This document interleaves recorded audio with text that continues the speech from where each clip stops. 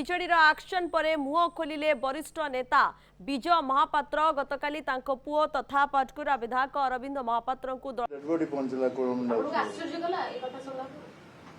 ଯେକୌଣସି ବ୍ୟକ୍ତି ଆଶ୍ଚର୍ଯ୍ୟ ହେଇଯିବ। ମୁଁ ହଠାତ୍ କେମିତି ମତେ କିଛି ନଥିଲା। ସେ ତ ଦଳ କାର୍ଯ୍ୟକ୍ରମ ଅଞ୍ଚଳରେ କରେ, ଦଳ ମୁଁ ସେ ବିଷୟରେ ଯାହା ଖବର ପାଏ, ମୁଁ ତ ଯାଏନି ସେଠିକି, କିନ୍ତୁ ଖବର ପାଏ ଦଳର ପ୍ରତିଷ୍ଠା ଦିବସ ହଉ, ଦଳର ପଦଯାତ୍ରା ତ କରେ। ବାକି ଯେଉଁମାନେ କହୁଛନ୍ତି ବିଶ୍ୱାସଘାତ ସେମାନେ କହିପାରିବେ ନା, ମୁଁ ଜାଣିନି କାହାର ଚକ୍ରାନ୍ତ ଅଛି ମୋ ପାଇଁ ଜାଣିବା କଷ୍ଟ। ଡାଇରେକ୍ଟର ଇଣ୍ଟେଲିଜେନ୍ସ କହିପାରିବେ। କିଛି ନେତା କାଲି ବିଜେପିର ସାଙ୍ଗେ ସାଙ୍ଗେ ଆସିଲେ ମିଡିଆରେ ବାଇଟ୍ ଦେଲେ କି ଦୁର୍ନୀତି ଖୋର ବିଶ୍ୱାସଘାତକ ଥିଲେ, ସେଥିପାଇଁ ଦଳର ମୁଁ କାଲି ରାତିରେ ପହଞ୍ଚିଲା ପରେ କିଛି ବିଜେପି ନେତା ତାକୁ ଫୋନ କରିଛନ୍ତି। ତାକୁ କଣ କହିଲେ କଣ ମୋତେ ଫୋନ ଫୋନ କରିଥିଲେ, ଏ କଥା ବି କହିଲେ।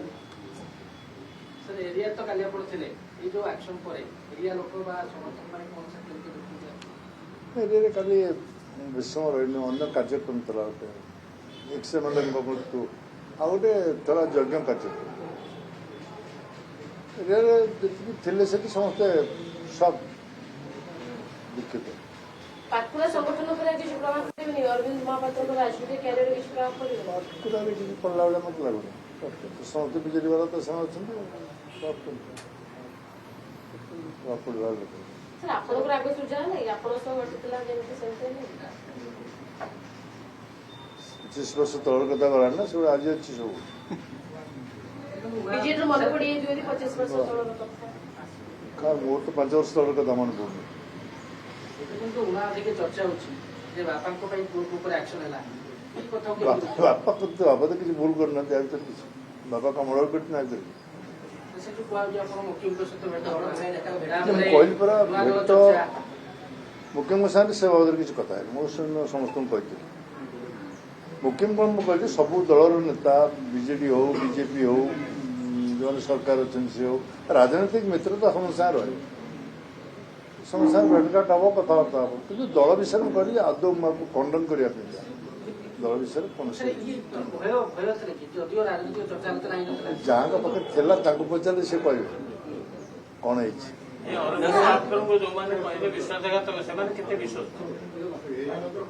ସେଟା ଲୋକ ବିଚାର କରିବେ, କିଏ ବିଶ୍ୱାସଘାତକ ଲୋକ ବିଚାର କରିବେ।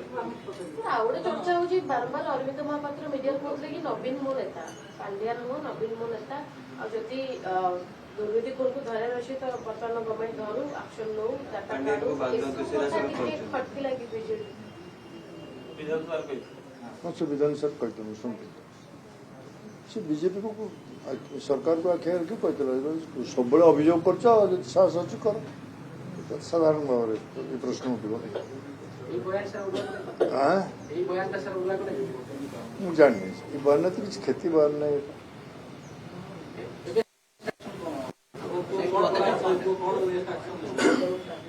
ସେ କଣ ନବ ସେ ଆସିଲେ କହିବ।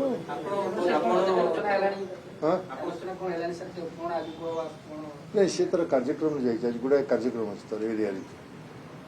ଏରିଆ ଭିତରେ ସ୍କୁଲ କାର୍ଯ୍ୟକ୍ରମ ନାନା କାର୍ଯ୍ୟକ୍ରମ ବହୁତ ଅଛି।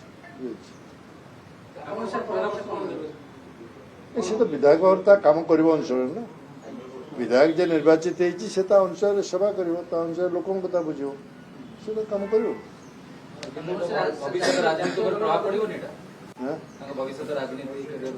ଭବିଷ୍ୟତ କଥା କିଏ କହିପାରିବ? କାଲି ସକାଳେ କଣ ହବ, ବାତ୍ୟା ହବ, ଏଟା ମୁଁ କହିପାରିବି ନା ମୌସୁମୀ କହିପାରିବ କାଲି ବାତ୍ୟା ହବ, କିଏ କହିପାରିବ?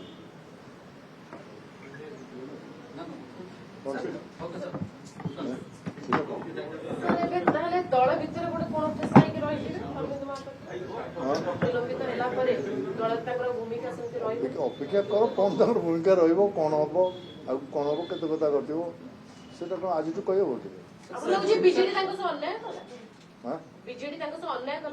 ତାପରେ ତ ସେମିତି କିଛି ଅଭିଯୋଗ ନଥିଲା, ସେମିତି କୌଣସି ଅଭିଯୋଗ ନଥିଲା। ବିନା ଅଭିଯୋଗରେ କାର୍ଯ୍ୟାନୁଷ୍ଠାନ ଅନ୍ୟାୟ ନୁହେଁ କି ଅରବିନ୍ଦଙ୍କ ପ୍ରତି? ବିନା ଅଭିଯୋଗରେ କାର୍ଯ୍ୟାନୁଷ୍ଠାନ ହେବା ଉଚିତ ନାହିଁ।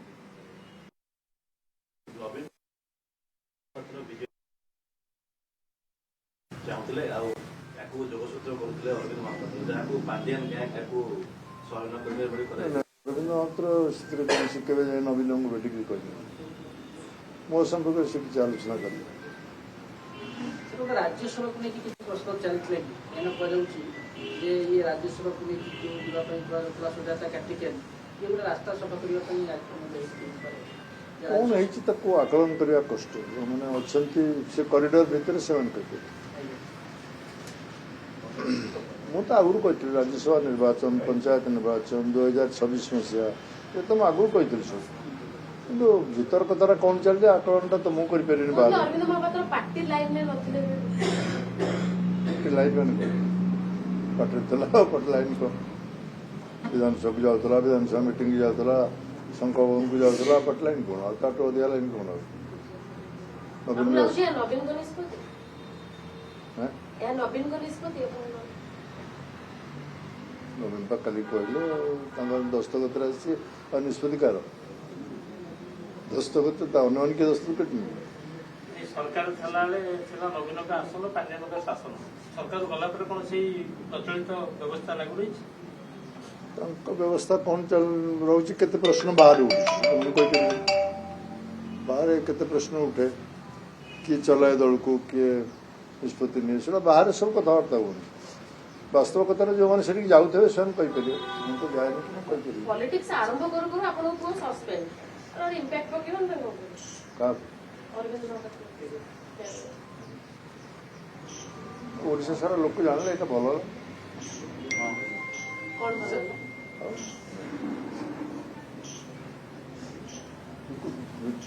ରିଚ୍ ଦ ଷ୍ଟେଜ, ସେ ଷ୍ଟେଜରେ ଓଡ଼ିଶାର ଅନ୍ତର ସେ ପହଞ୍ଚି ପାରିଲା, ଏଇଟା ଭଲ କଥା ହେଲା। ଇମ୍ପୋର୍ଟାନ୍ସ ଦେବା ବଡ଼ କଥା। ଆପଣଙ୍କୁ ଟିକେ ଖରାପ ଲାଗିଲା ନା ନା ମୋ ସାଙ୍ଗରେ ତା କଥାକୁ କାହିଁକି କହୁନାହାନ୍ତି? ଆଗାମୀ ଭବିଷ୍ୟତ ନୂଆ ଆଞ୍ଚଳିକ ଦଳ ନା ଜାତୀୟ ରାଜନୀତି ମୁଁ ଆଗରୁ ନୂଆ ଆଞ୍ଚଳିକ ଦଳ କଥା ମୁଁ ବାରବାର ଏଠି ଏବେ ବି କହୁଛି, ସେଇଟା ପୁଣି ରିପିଟ୍ କରୁଛି। ଆଗରୁ ବାରବାର ଏଠି କହିଛି ନୂଆ ଆଞ୍ଚଳିକ ଦଳ କିଏ କରୁଥିବ କଣ କରୁଥିବ ମୁଁ ଜାଣିନି, ମୋ ସାଙ୍ଗରେ କିଏ ଆଲୋଚନା କରେ କି ମୁଁ ସେ ମାଇଣ୍ଡରେ ନାହିଁ। ଏଟା ମୁଁ ଆଗରୁ ଏଠି ସ୍ପଷ୍ଟ ଭାବରେ କହିଛି, ଅସ୍ପଷ୍ଟ ନୁହେଁ। ନବୀନ ନିବାସରେ ଧ୍ରୁବ ସାହୁ ଆଉ ଗଣେଶ୍ୱର ବେହେରା ଅତନୁ ସବୁଚାଷୀ ରହିବା ଏହା ପରେ ନୀଲମୋହନ ଆଦେଶ ଆସିବା ଲାଗୁଛି କିଛି ଗୋଟେ ଷଡ଼ଯନ୍ତ୍ର ହେଇଯିବ? ମୁଁ ଜାଣିନି, ଷଡ଼ଯନ୍ତ୍ର ଥାଇପାରେ, କିନ୍ତୁ ସେଟା ମୁଁ ଜାଣିନି କଣ ହଉଥିଲା କାଲି। କେନ୍ଦ୍ରାପଡ଼ା ବିଜେଡି ନେତା ଅରବିନ୍ଦଙ୍କ ଉପରେ ଖୁସି ନଥିଲେ, ପାର୍ଟି ଲାଇନରେ ସେ ନାହାନ୍ତି ବୋଲି ବାରବାର ନବୀନ ନିବାସ ଯାଇ ଅଭିଯୋଗ କରୁଥିଲେ ବୋଲି କେନ୍ଦ୍ରାପଡ଼ା ନେତା ଅରବିନ୍ଦ ମହାପାତ୍ରଙ୍କ ପାର୍ଟି ଲାଇନରେ କାମ କରୁନାହାନ୍ତି, କାର୍ଯ୍ୟକଳାପ ଠିକ ନାହିଁ, ପାର୍ଟି ପରେ ନାହାନ୍ତି ବୋଲି ଅଭିଯୋଗ କରୁଥିଲେ ନବୀନ ନିବାସ ଯାଇ। ମୋର ତ କାଲି ରାଜନଗର ଏମ୍ଏଲ୍ଏ କେନ୍ଦ୍ରାପଡ଼ାରେ ଭେଟ ହେଇଥିଲେ, ମୋ ସାଙ୍ଗେ କଥା ହଉଥିଲେ, କଥା କିଛି କହନ୍ତୁ। ସାର୍ ଆପଣ ନେତାଙ୍କୁ ଭେଟିବା ଭୟ ଟିକେ ଜାଣିଲା, ଆପଣ ନେତାଙ୍କୁ ଭେଟିଲେ ସେ ଭୟ ଟିକେ ଜାଣିଲା ଗୋଟେ। କାହାକୁ ଭେଟିଲେ? ଆପଣ ବିଭିନ୍ନ ନେତାଙ୍କୁ ଭେଟୁଥିଲେ, ନବ ଦାସ ପୁଅ ଝିଅଙ୍କୁ ମଧ୍ୟ ଭେଟିବାର ନବ ଦାସଙ୍କ ପୁଅ ଝିଅଙ୍କୁ ମଧ୍ୟ ଭେଟିବାର ଖବର ଆସୁଥିଲା ଦିଲ୍ଲୀପ ରାୟ ଏବଂ ଦିଲ୍ଲୀପ ରାୟ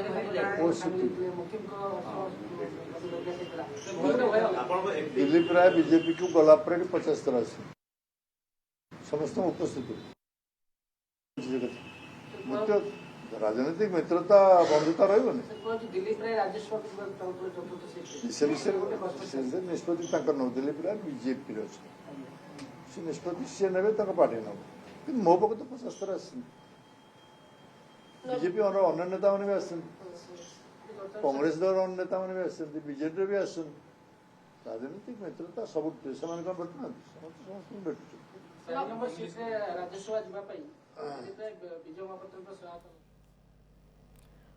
ଆପଣ ଦେଖୁଥିଲେ ବରିଷ୍ଠ ନେତା ବିଜୟ ମହାପାତ୍ରଙ୍କର ପ୍ରେସମିଟ୍ ରହିଥିଲା ଏବଂ ପ୍ରତ୍ୟେକଟି ପ୍ରଶ୍ନର ଉତ୍ତର ରଖୁଥିଲେ ଏବଂ ବିଶ୍ୱାସଘାତକ କିଏ ତାହା ମଧ୍ୟ ଉତ୍ତର ରଖିଛନ୍ତି, ସେ ତାହା ଲୋକ ବିଚାର କରିବେ, ଏ ସବୁକୁ ନେଇ ସେ ପ୍ରଶ୍ନର ଉତ୍ତର ରଖୁଥିଲେ ଏବଂ ଯେଭଳି ଭାବେ ଅରବିନ୍ଦ ମହାପାତ୍ରଙ୍କୁ ନେଇ ମଧ୍ୟ ପ୍ରଶ୍ନ ପଚରାଯାଇଛି ତାକୁ ନେଇ ମଧ୍ୟ ସେ କହିଛନ୍ତି ସେଭଳି କୌଣସି ଅଭିଯୋଗ ନଥିଲା ଅରବିନ୍ଦଙ୍କ ନାଁରେ, କିନ୍ତୁ କାହିଁକି ଏଭଳି କିଛି କାର୍ଯ୍ୟାନୁଷ୍ଠାନ ନିଆଯାଇଛି ତା କଥା ସେ ଜାଣିନାହାନ୍ତି ଏବଂ ଯାହା ବିଶ୍ୱାସଘାତ କଥା କୁହନ୍ତୁ ଏବଂ ଯେଉଁ ଚକ୍ରାନ୍ତ କଥା କୁହନ୍ତୁ ଏ ସବୁର ମଧ୍ୟ ସେ ଉତ୍ତର ରଖିଛନ୍ତି। ଏ କଥା ବିଶ୍ୱାସଘାତକକୁ ନେଇ ସେ ଯେଭଳି କହିଛନ୍ତି ଯେ ଏହା ଲୋକ ବିଚାର କରିବେ ଏବଂ କିଏ ଏ ସବୁ ଚକ୍ରାନ୍ତ କରିଛି ଏବଂ ତାକୁ ନେଇ ମଧ୍ୟ ସେ କହିଛନ୍ତି ତାହା ସେ ଜାଣିନାହାନ୍ତି। ହୁଏତ ଧୀରେ ଧୀରେ ସବୁ କିଛି ସ୍ପଷ୍ଟ ହେବ। ପ୍ରେସମିଟ୍ ମାଧ୍ୟମରେ ଏ ସବୁ କିଛି ତଥ୍ୟ ରଖୁଥିଲେ ବିଜୟ ମହାପାତ୍ର।